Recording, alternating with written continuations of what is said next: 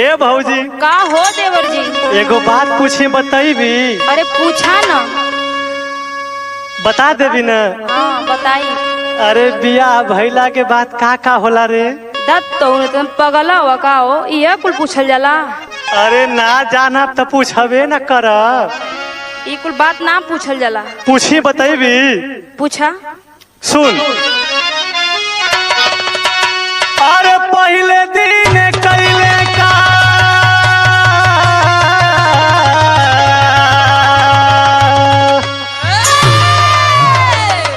अरे पहले दिन कैले का गवने की रतिया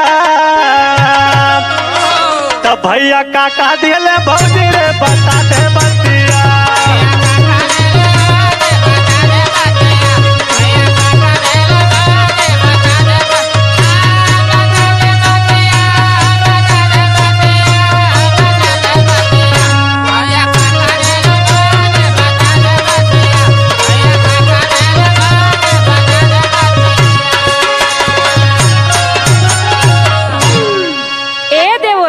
का हो भौजी?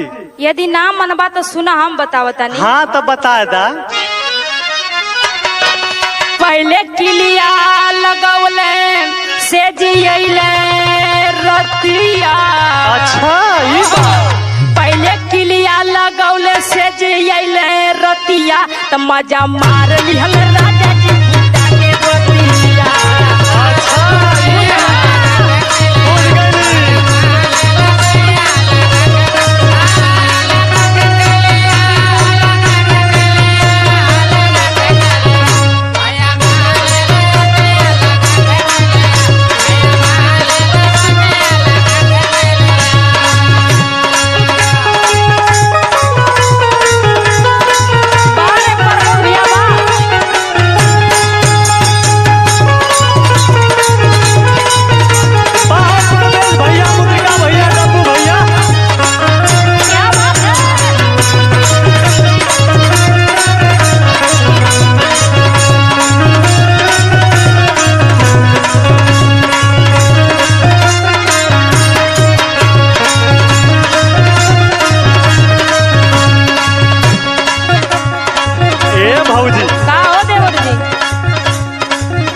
माने ई कुल तो ठीक।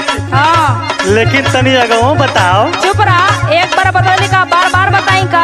अरे तनी बताओ भाई। चुप रहा ना बताई। सुन पूछा तनी बताओ।